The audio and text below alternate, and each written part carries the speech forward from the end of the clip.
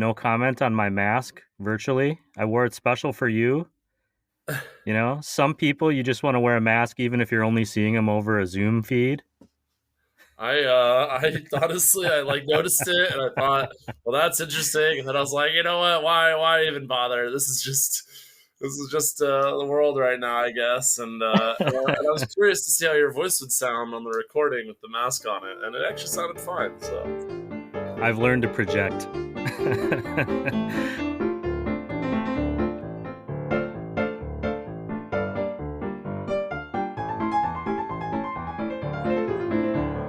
Hey, good morning, everyone. I am Ryan Wolt, and welcome back to the Roast West Coast Coffee podcast, where I bring you the stories of coffee professionals and entrepreneurship and coffee education. This is the first Coffee Smarter session of the season, and my personal coffee sensei, Chris O'Brien, the founder of Coffee Cycle Roasting, is back. He'll be covering the first half of the season for us, and during that time we'll get all coffee sciencey, delve into some coffee theory and coffee trends, and even dive deep into how to develop flavors on the roasting side. This episode is heavy on the science as we talk about what the F a refractometer is and why someone might use it in regards to coffee. I'm going to tell you up front that I really struggle with coffee science. I struggle with science in general, and as such, I have to learn and relearn again a lot of those aspects that help create a better understanding of coffee. It's one of the reasons I love doing these shows with Chris and with Siri Simran Khalsa of Lofty Coffee and the other guest experts, because not only did they teach me and you, but they somehow managed to break down complex ideas into bite-sized pieces that are much easier to understand. I got lost for moments at a time during this chat with Chris, but he always brought it around to a point that made sense, even to me. I'm assuming that you're here right after listening to the Season 4 feature interview with Danny Riggins of Altrea Coffee and Tea in San Diego. If not, be sure not to miss that, because it was a really great first episode of the season. Danny was honest and vulnerable in a way that I think will really set a tone for the rest of the interviews we do this season. You can listen to that episode and all of the Roast West Coast Coffee Smarter and interview episodes from the beginning on your favorite podcast platform, or just head to roastwestcoast.com to stream the show and read the newsletter. Now, fill your mug, or refill your mug, pull a shot of espresso, and turn on the mood lighting, because it is time to get coffee smarter on the Roast West Coast Coffee Podcast.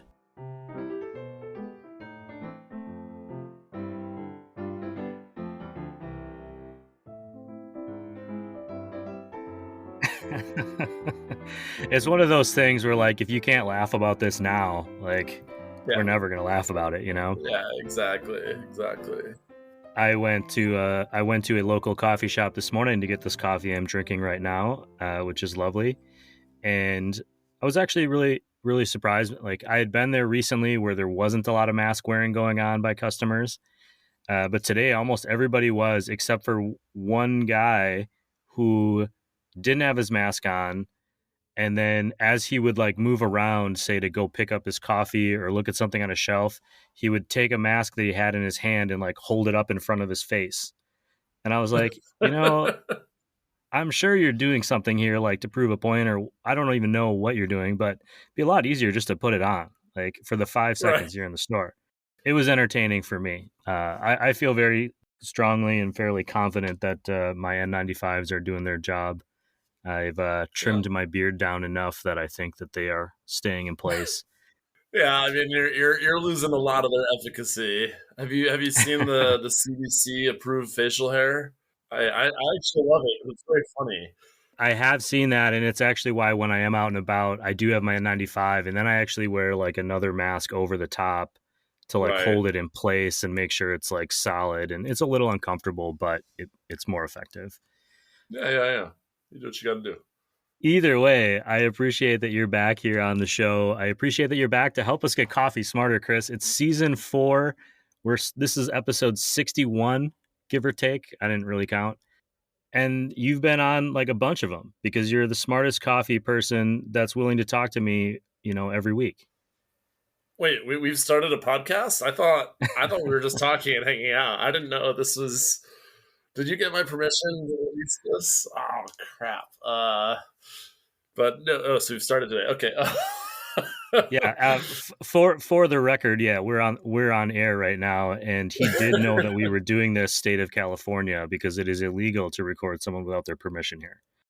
All right. Well, I guess clicking the link probably was subconscious or nonverbal acceptance of. Yes, I have a bunch of questions for you this season. As always, I sent you a list of possible questions to cover, giving you like 12 minutes to think about them before we talk. So you generally go into these pretty cold, which is why I think they're so much fun. But I want to make sure that we're checking in on you and Coffee Cycle. You are what, 6, 7 months into Coffee Cycle roasting. How have things been going? What have you learned? The last time I checked in with you at the end of last season, people were pretty stoked about what you were doing. Any changes since then? No, everything's been going real well. I've certainly learned a lot of lessons, not just about getting the best out of the coffee, but just the whole infrastructure around the coffee roasting side of things. And I have some experience seeing that and being, sort of a ancillary part of that. But yeah, it's been really really excellent to learn that and sort of get my fingers into like the meat of the process. But yeah, great feedback on it so far. It's a lot of fun. It's really interesting seeing, for me, sort of the logistic challenges in this sort of bridge size between tiny, tiny, tiny little nano roasters and decent sized, successful roasters. And we're kind of this, micro mini size where, and I guess like the easiest example is that, and not that you really asked for one, is, you want to buy some green coffee, and green coffee usually comes in a 150-pound bag. And you think, well, okay, so if I can afford a 150-pound bag, or if my business can afford to sell through a 150-pound bag, cool.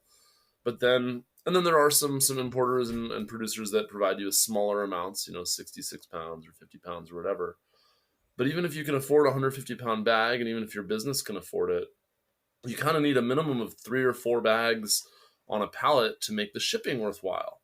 And so suddenly you're talking about 600 pounds of a single coffee, and for like a big core coffee, or if you're making a lot of blends or selling a lot of cold brew or something like that, if you're really doing some volume, that's not too bad.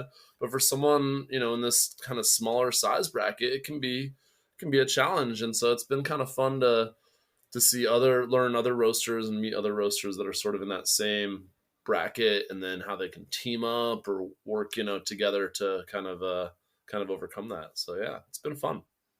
That feels like a very good example of why a small coffee roaster would expand, because they by buying in bulk, they're bringing their prices down, per unit essentially, and by expanding into multiple locations, they're then be able to distribute more coffee than they would if they just have the one. It seems like a valid reason for a business where you're not big enough yet to really justify all of the purchases, but you're kind of getting in that door and trying to make it work. What's the fastest way to get more coffee out into the world? Have more places to distribute. Well, I mean, economies of scale is obviously, at play there.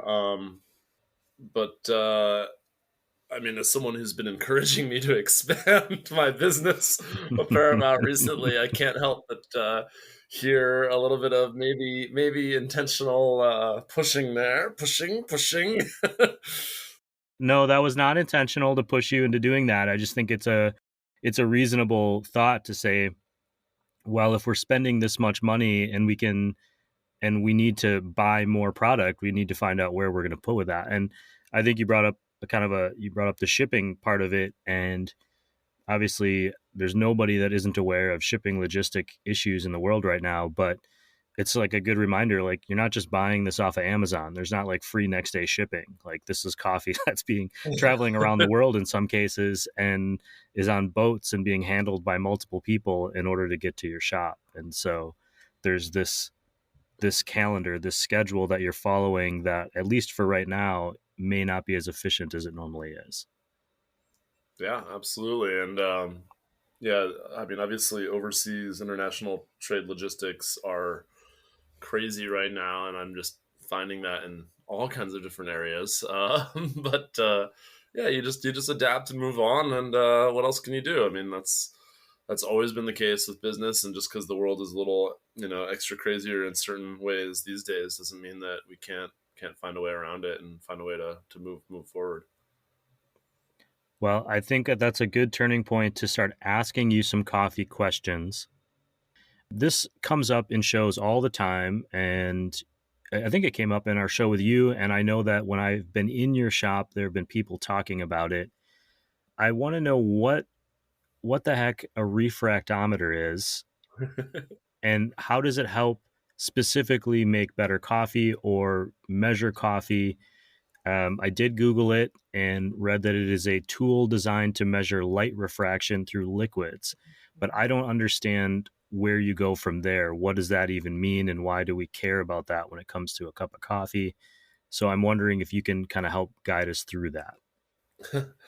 Absolutely. So yeah, light refracting through a liquid is the basis of it. And one of the interesting things about a refractometer in general is that it's been in use in a lot of industries for a pretty long time, especially the beer and wine industry, the liquor industries, for sure. And a refractometer shines the light through a sample of liquid to give you some information about what's in that liquid. And that information can allow us to do some data driven things with it. So basically, when we're extracting coffee, when we're and a refractometer is used, there are different types of refractometer, and a refractometer is used both at the farm level and at the cafe level. And in coffee, the really cool thing is that we didn't have a refractometer for use at the cafe level until maybe 15 years ago or so. Sometime in the mid or early 2000s that VST, a company that makes scientific devices, came up with the coffee refractometer that was affordable for use at the cafe level. And at the time, I think it was something like $1,000. So affordable is a relative term. The refractometer that we use in our shop costs a little over $300. It's not by VST; it's a different brand, but it's still excellent. And VST is generally considered the leader for the cafe level refractometer. But the light is refracting and off of different compounds and molecules inside the liquid. And so your refractometer can be calibrated to give you different information. The refractometer that we use in the shop gives us two different numbers. It gives us a number called Brix, and it gives us a number of TDS. And TDS stands for total dissolved solids, and Brix is a rough estimate on how much sugar is in the liquid. Because Brix is a measurement of how much the light is refracting off of sucrose and sucrose like molecules.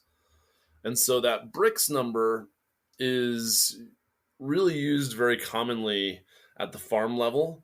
In wine, it's used to measure how ripe the grapes are. And so with coffee, it can be used to measure how ripe the coffee cherries are.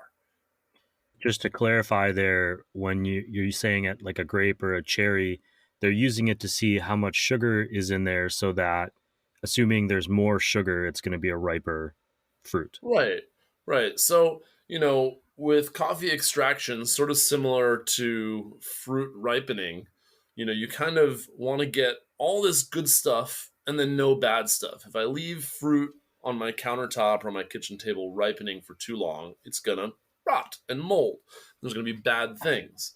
So if I take like a banana and it's all green and I let it sit there and ripen on my countertop, it gets little like brown spots on it, and the brown spottier bananas are sweeter than the green bananas because sugars have sort of developed as it's been ripening. Brix can give you an actual number for how many sugars have developed. And obviously, if you let it over ripen, other things happen. Usually, you're going to have microbial activity going on, rotting, and so on and so forth. But the other number that we're looking at, the cafe level, is total dissolved solids. And so, when you take your ground dry coffee grounds and you add them to water. Well, at the end, the water has become brown and is no longer clear. And that's because some of those dry brown coffee grounds are now integrated with the water and have become the liquid beverage that we know as coffee. That means that if we were to take those now wet, used grounds and we were to dry them back out to the moisture level that they started at, pretty dry, that we would actually have less coffee grounds there than when we started, because some of that coffee grounds has actually dissolved and made its way into our liquid beverage, right? That just blew my mind. I'm sorry. Like the idea that the amount I think I knew that, and like when I throw grinds away or recycle them or put them in with the plants, Yeah. I think I knew that. Like part of me knew that like there wasn't as much there as when I started, but hearing you say it out loud kind of just exploded something in my brain.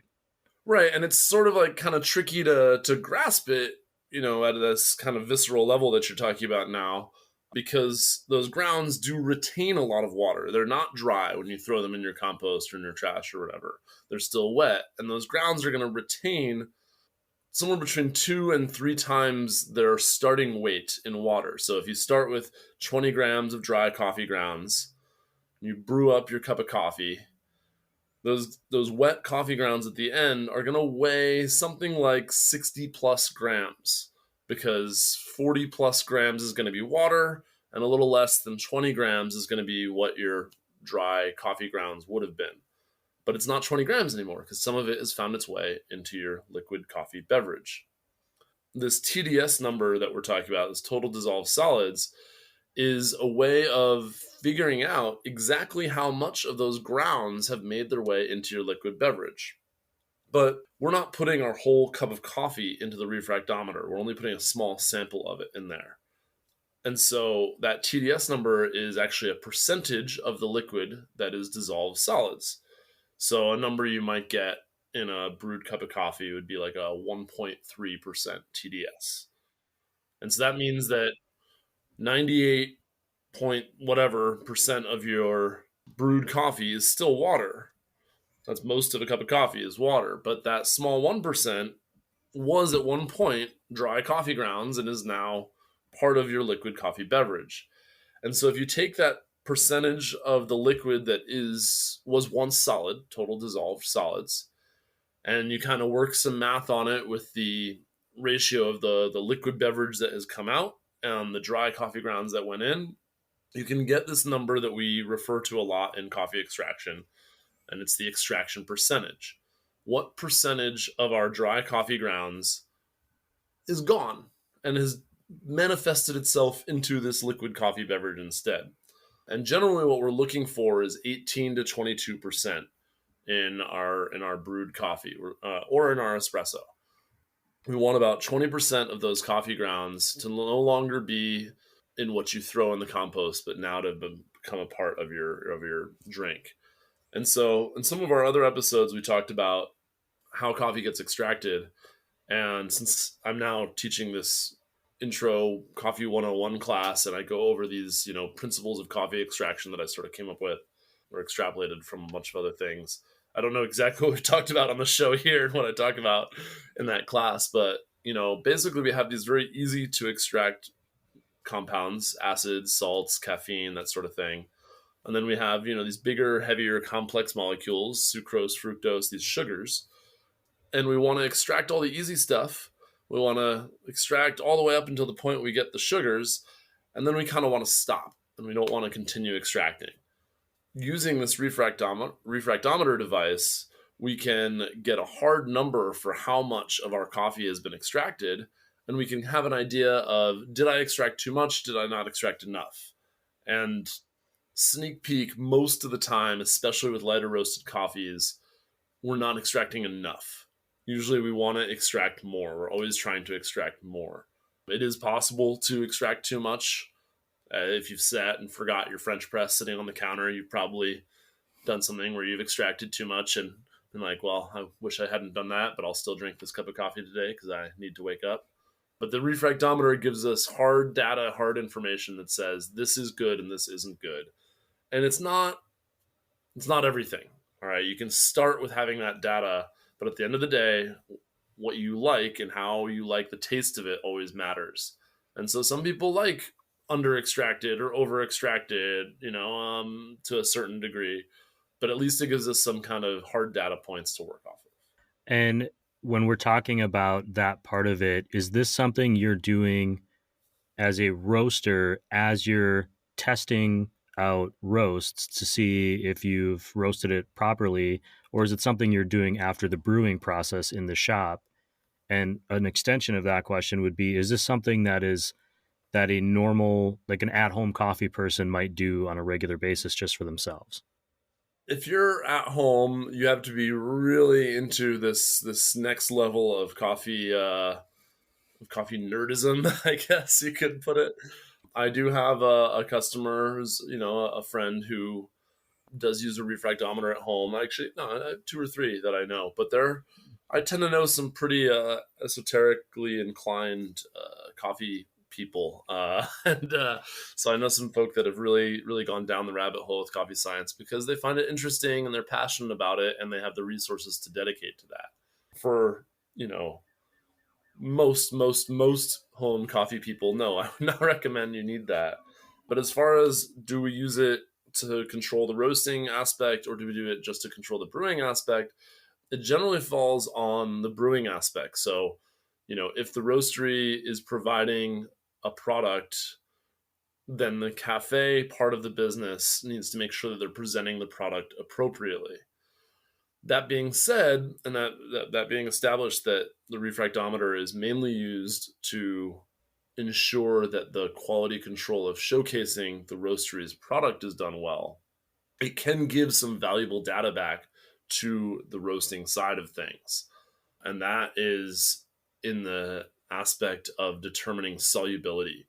So some coffees extract easier than others. There's some noted origins that tend to have higher solubility. Sumatra coffees, Brazil coffees tend to extract fairly easily comparatively, and some do not. And so, if I have all the same extraction numbers as far as brew time, grind setting, and ratio and temperature, and if one coffee extracts at a higher percentage than another, I can infer that that coffee is more soluble, is more easily extracted than the other. That can be useful for determining sort of cutoff points for what is servable and what isn't servable. So, we do a lot of pour overs in my shop. So our Sumatra coffee tends to be very soluble. We tend to extract it all the way at, 21 plus percent often. I really enjoy that coffee at 18 to 20% extraction. And generally for us, we're pretty comfortable serving in a range of ideal extraction and not saying that every cup is as perfect as it needs to be, because a professional taster might say that this particular coffee is best at 20% every time with this ratio. For us, we say, hey, look, most people don't have the palate to determine those incredibly subtle differences, but we know between 18 and 22, this coffee is quite good. So if the Sumatra starts draining down very quickly and not having as much contact time with the coffee, well, that's okay, because I know that even if it extracts faster, or the brew time is faster than the other coffees that we're serving, it's still going to cross that 18% threshold because it's a very soluble coffee. So that can give good data back to the roastery to say, oh, well, this coffee might do better at a slightly different roast, but that's not usually the way that we're using it. Usually when we find out the different solubilities of coffee, it's most useful for determining whether we're going to blend that coffee. Because while we love to celebrate single origins and the origins of the farm and the variety and the processing, it can be nice to blend coffees. It can be nice to blend them to provide a cup that has either deliberate tasting notes or a specific balance of tasting notes that can't be found in your current offerings of single origins. But if you're blending a very insoluble coffee with a very highly soluble coffee, then you're going to either under extract the element of the coffee that is insoluble and properly extract the one that is very soluble, or you're going to over extract the one that is very soluble and properly extract the one that is insoluble. Or you're going to make a mix of both of them and you're going to over extract one and under extract the other. So this really comes into play mostly with espresso blends.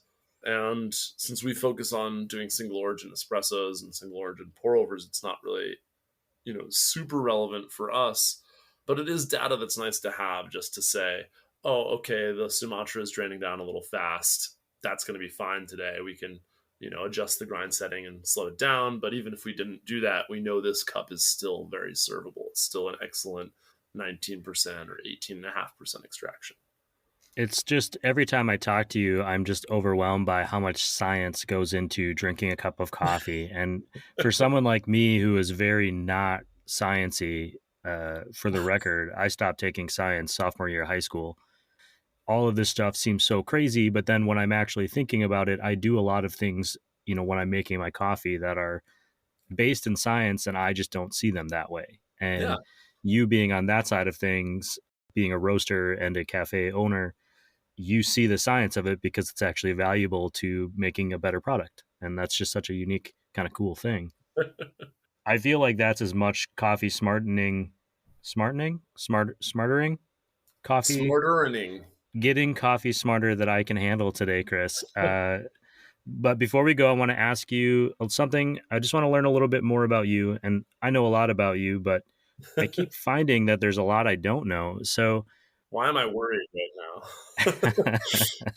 No, I want people to know you. You're on the show a lot. We learned a lot about you at the end of last season, but about your journey in coffee. But I'm wondering about you in your personal life. You're an avid cyclist, daily commuter type of cyclist. You love coffee. What else are you doing for fun out in the world when you're not doing those two things, which I know is like 97.5% of your time? Well, I did go to the zoo yesterday, which was a ton of fun. But I'd say my number one leisure activity outside of cycling and coffee, which is, as already established, is I love to read, and I read a lot of science fiction and fantasy, and that's been kind of my go-to hobby ever since I was a kid.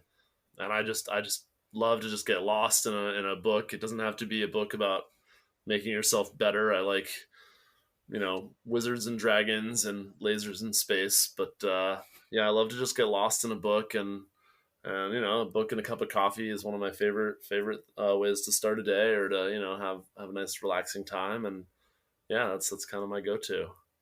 I feel like you are the type of person who would read a science fiction book and then watch the movie that was made based on that science fiction book, kind of with the sole purpose of judging that film based on what you read in the book.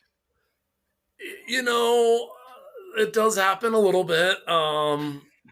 I will say that recently, at least there was one fantasy thing that I was watching that I thought was better than the book. So that critical aspect can actually flip around, and that's something that any book readers out there, don't hate me for saying that. All right, I like to think that it's possible, and I do think it did happen once, but I don't want to mention the specific one in case I get specific backlash. If I guess it, will you tell me if I'm right? I don't know if we have time for you to go through all that. I have one guess. I'll just make one guess. Yeah. And my guess is The Expanse. No, I actually really enjoyed those books. And the show I watched a little bit of, but I wasn't crazy about. It wasn't bad. It was good, but really interesting series because it's not written by an author. It's written by two authors under one pen name, and they both have kind of some experience in writing with the goal of televising. So there's certainly an intentionality to their novels that translates very well to shows. So I think that was a good guess, but no, I actually like the books better. Well, good to know. I'll share the link to those. I've actually been reading those as well. A friend of mine turned me onto those, and they are engrossing, but they are frustrating because you'll read for a month and you finish a book, and then you're like, there's 7 more of these. Like, I want to know what happens in the end, but it's kind of like life where there's a continuing story and each book leads into the next thing and the next thing and the next thing. And I love that. there's a weird, I don't want to say weird, I'm sure it's intentional, but there seems to be a lot of overlap between the politics and economy of our current world, except, in that book, it's in space. Well, and I've long thought that that's one of the things that really draws me to science fiction and fantasy is it's basically an excuse to explore some philosophical questions, and moral questions. If we have the power to do this, if this thing doesn't matter anymore, if the world is different in this way, how does our innate humanity respond in that situation? And interesting as coffee is, nothing is more interesting than people. We are the most complex, weird, strange, and unfathomable of anything that you can explore. And so much as I said that I like to read these things because, they don't necessarily make me a better person or, improve my understanding of anything in particular, I do love to explore those moral boundaries and those philosophical questions in novel form. Chris, thank you for being back. I'm excited to have you back for season 4. Thank you again for all of the time and effort you put into this show. I'm going to talk to you again soon and get everyone coffee smartening. It was a treat today, Ryan. Thank you, and appreciate you letting me stumble through some half-baked thoughts as I'm finishing my morning coffee here.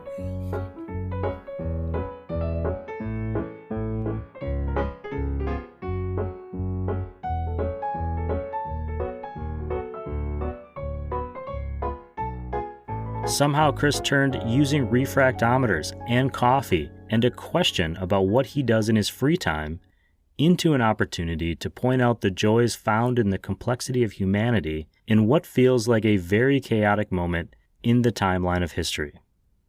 Well done. And I really do feel coffee smarter today. To recap, refractometers are scientific tools designed to measure light refraction through liquids. For coffee in particular, they are often used on the brewing side of an operation to measure two things: TDS, or total dissolved solids, meaning the amount of coffee grounds that have fully dissolved into the water added to the brew, and Brix, spelled BRIX, which measures sucrose or sugar content. So, okay, now we've learned about refractometers. What does that mean for our daily coffee consumption? For me, not much will change, other than I might appreciate the wonders of what is happening a little bit more while in the moment. So much science goes into a cup of coffee, and since I'm the one making the cup of coffee each day, by extension, I think that makes me a scientist. And it probably makes you a scientist. Hang on, I'm adding that to my resume. And done. Speaking of great podcast transitions, some awesome coffee professionals and fellow scientists support this show. Because of all of you who choose to pay for all of this coffee content, which is amazing by the way, this podcast gets made. You can subscribe to the free newsletter on roastwestcoast.com or choose the paid subscription if you want to help me and our roast industry partners in uplifting local coffee by supporting this coffee content. You are why the show keeps getting bigger and better. Our industry partners can all be found on the website or in this show's notes. Thanks to them, including Ignite Coffee Roasters, who is our newest partner, Cafe Laterre in Solana Beach, where they do Donut Wednesdays, Moster Coffee Company, which inspires with their continued growth and innovation, and Coffee Cycle Roasting. As mentioned on the show, Chris is now hosting Coffee Smarter classes with in-depth introductions to coffee chemistry, the economy of coffee around the world, and coffee flavor profiling. You can find tickets to upcoming small group classes on coffeecycleroasting.com. Also, check out Leap Coffee, who has a new cafe space at Sabre Springs, Zoombar Coffee and Tea, Maria Coffee, who offer premium online subscriptions, Steady State Coffee Roasting, who have kindly invited me in to explore, as well as inspire with their own attention to detail. And don't forget, Roast West Coast will be at Camp Coffee Company in February. Mark your calendars, Saturday morning, February 19th from 9 to noon. I hope you come and join me and let me know why you love coffee.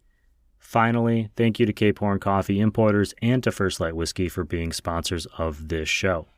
Head to roastwestcoast.com for all of those links and check out the other coffee content, including some updates, some coffee news, some coffee education, and please be sending your coffee questions on Instagram at Roast West Coast, and I'll ask our coffee experts as many as I can. Chris is going to be back next week to talk about developing flavor profiles during the roasting process.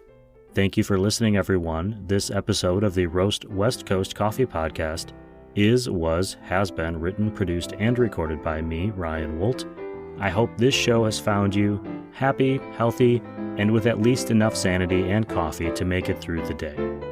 Please always tip your baristas, now more than ever, and be sure to drink good coffee.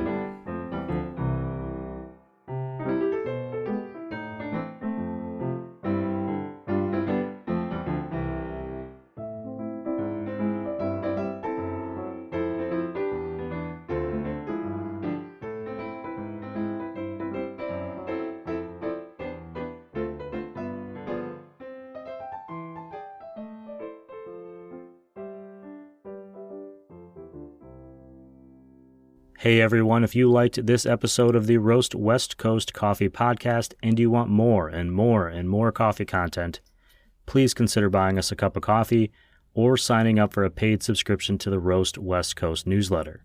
That would be very cool of you, and with enough subscribers, we'd be able to focus on creating coffee content for you all day, every day. Subscriptions are a great way to show appreciation for this show. Just head over to roastwestcoast.com to subscribe.